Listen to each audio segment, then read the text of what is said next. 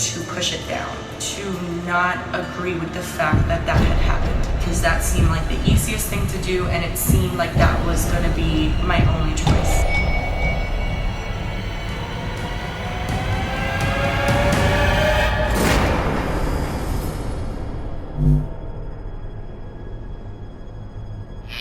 Hello and welcome back to Drama Investigator. Before we get into today's investigation, don't forget to subscribe and hit that notification bell so you can be notified when I post the tea. Keemstar has enraged his fans after he talked down Jessi Smiles' rape allegations towards Curtis Lepore, and he pretty much accused her of lying. Jessi Smiles and Curtis Lepore, for those of you who don't know, are former Vine stars who rose to fame on the app. In 2014 they had a very public romance on the app. Their perfect romance quickly fell apart though, and it wasn't long after their initial meet that the pair broke up. Fans wondered what had happened until Curtis was arrested on charges of rape. Basically what happened was, while Jessi was staying in Los Angeles after she and Curtis broke up, Jessi hit her head on a chair while making a Vine, and she was worried that she'd suffered a concussion. She had tweeted about it, but her now ex, Curtis Lepore, became worried and offered to pick her up. The two headed back to Curtis's place, where Jessi fell asleep in Curtis's bed. In the charges against Curtis, Jessi claims that she woke up to him having sex with her. Keemstar said some pretty horrific things on Twitter after he thought that the charges were dropped. He had said, "Do you remember when Jessi Smiles accused Curtis Lepore of rape? Guess what? Charges dropped. Same thing will happen with Sam Pepper. Watch." Jessi had responded, "Charges were never dropped, but you also spelled guess wrong, so I assume we can't expect too much from you." He had then responded stating, "Sorry Jessi Smiles, Twitter only has 140 spots. Please don't accuse me of rape."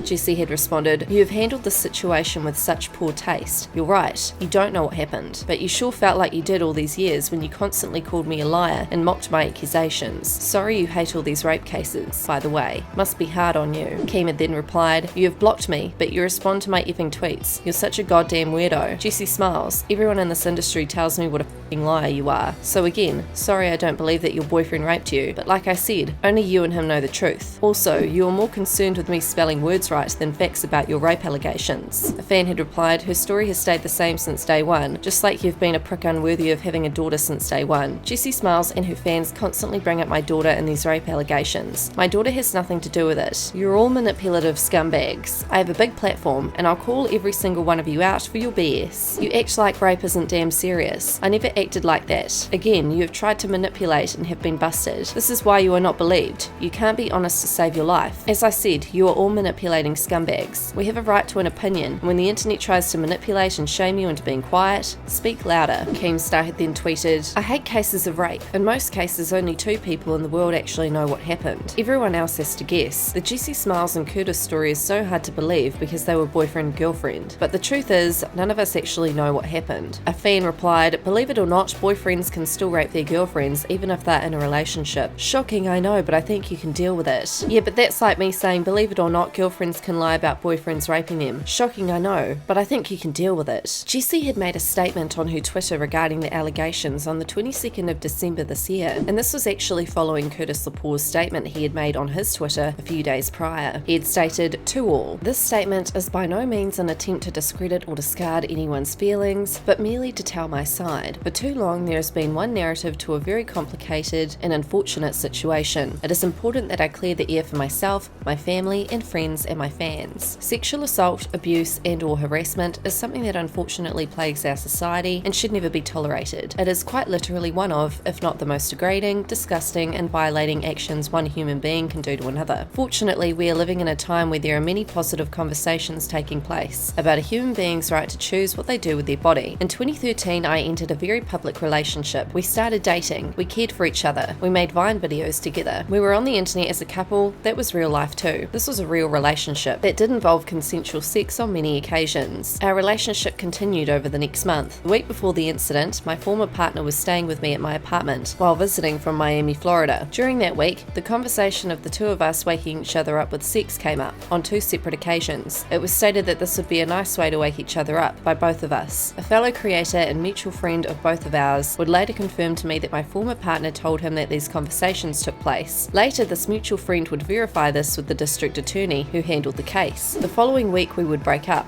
yet still spoke daily while she was in Los Angeles. Several days after the breakup, we were in contact as we had been, and while she was filming a video for social media, she had injured herself and reached out to me shortly after. When I spoke with her, I immediately asked if she was okay and offered to take her to the hospital. She refused and stated she wanted to see me and asked for me to pick her up, so I did. Upon picking her up, she ran to me enthusiastically and hugged me. Once in the car, she immediately proceeded to make physical, sexual advancements, of which I reciprocated. This took place on the drive back to my apartment. Once in the apartment, we spoke briefly. I went to the bathroom for several minutes and she laid down on the bed. Once I came out of the bathroom, I got into bed with her and made sexual advancements, and due to her reciprocated actions, I assumed she was lying there with her eyes closed, waiting for me to join, but not asleep. Although there were physical reciprocated actions by both of us, there was never any verbal consent. I thought this action was okay due to the conversations that had taken place the previous week, the history of frequent consensual sex that had taken place as recently as days before this incident, and the physical sexual advancements from the moment I picked her up and throughout the car ride back to my apartment. Almost immediately after I began, she opened her eyes. She jumped up, and I did as well, without any hesitation. She ran to the bathroom and stated that I had raped her. I immediately felt confused and mortified. I cared for this person deeply and would have never done anything intentionally to harm her. Shortly after the incident, I took her back to her friend's house and was extremely apologetic. That night I learned that regardless of any sexual history, relationship status, physical sexual advancements, or any previous conversations which gave consent, if explicit verbal consent is not provided prior to any sexual act by both parties, then no sexual activity should take place. 2 weeks after this incident, I received a phone call from her. I was unaware this call was being monitored and recorded by the police. I was told by her that she needed closure and needed to move on with her life, and she needed me to admit what I did was wrong. I was extremely conflicted at the time of this call and felt I was being manipulated into admitting guilt. She kept saying that I knew what I did and to please her just admit it so she could move on. I eventually did admit what I did was wrong. I wanted more than anything for there to be closure and for this to be done, as I never wanted to hurt anyone. 1 week after this call, I was arrested and released on bail. Shortly after my arrest, I had to decide between going to trial and defending myself or to take a plea deal. In order to make an informed decision, I reached out to a close mutual friend and discovered that my former partner was sharing intimate details of our relationship that would support my side of the story. Our mutual friends were all fellow creators and/or people within the entertainment industry. These people did not want to be associated with this very sensitive situation publicly, so with no one willing to testify at a trial, the recorded phone call, and seeing the pain being caused to everyone involved, I felt the best option was to accept the deal. 1 year later, after completing weekly therapy appointments and 24 hours of community service, my charge was reduced from a felony to a misdemeanor assault, and the case was closed. I think that it is worth noting that my former partner agreed to this plea deal for a lesser charge. My intention from this moment was to move on with my life, and hopefully everyone involved could do the same. I was legally not allowed to speak about this for 2 years after the case was closed. I began to get aggressively harassed and threatened online, daily. I was referred to as a rapist and often told to kill myself as jail was too good for me. I know that I am a public figure, and with that comes high expectations, but I am a human being, and the predominant emotion I felt in response to this was anger. Unfortunately, this did not lead to the best public responses by me, and for that I am sorry. I thought that if I just continue to do what I love and keep moving forward, things would get better, and when the time was right, I would tell my side. As the narrative of the situation became more and more one-sided, I retreated, and when I could have said something, I chose to stay quiet, as I was afraid to speak or do anything. Sexual assault, abuse, or harassment is awful and disgusting. It should not be tolerated, but neither should one narrative in certain situations. I hope this statement can positively add to the conversation of everyone's right to choose what they do with their body. My passion is to create content. I aspire to inspire, and as long as I create something that other people enjoy, I will continue to do that. Not long after Curtis had posted this, Jessi Smiles had responded to this on her Twitter. TW, rape, sexual assault. Curtis Lepore, the man who raped me, put out a statement nearly 6 years later about the night it happened. This is my response. I know it's super long, and I'm sorry, but I had a lot to say. If you had just spoken your truth without lying about that night, there would be no response for me to make. I'm not here to tell you can't speak, but what I'm not going to do is sit back and allow you to speak the lies you've convinced yourself of and belittle me again, just like you did when everything became public. Here's the truth. I have never publicly talked about the specifics of what happened that night. What you felt that was necessary to prove your innocence is bizarre, but since I remember it vividly, and there are actual witnesses to back my side up, allow me to rip this band-aid off and say what actually happened. From a person who has never changed her story. From a person who's f***ing shaking because you felt it was appropriate to put me in this position where I'd have to respond. Let me tell people what really happened. Curtis and I dated. I broke up with him about a month after, and he didn't take it well. He was rocking back and forth and telling me to please not go, that he loved me. I left my stuff at his house and had my manager come over and get it because I was genuinely scared. I don't know why, but something made me feel like he would do something to himself or me. I told my mum and manager this that day. We did not speak daily after this, as he is stating. The only reason we became friends again is because he called my mum, who he barely knew, and would tell her how much he missed me, cry to her, just ridiculous shit. So to get him off of her back, we became friends again. I knew it was way too soon, and I told him this, but we became friends again regardless. One day, I hit my head when I was vining and started feeling dizzy. I tweeted about it. A lot of you remember. Curtis and I were broken up at the time, but he saw the tweets and became concerned. I was alone in LA, so he texted me and offered to come get me from my friend's house. I said, no, I'm okay really. He insisted. I refused. He replied, I'm coming over, Jessi. You're not okay, and I know your friend's address, since he had picked up a friend from there before. He even called my mum on the way to get me, to let her know he was going to check up on me. He picked me up.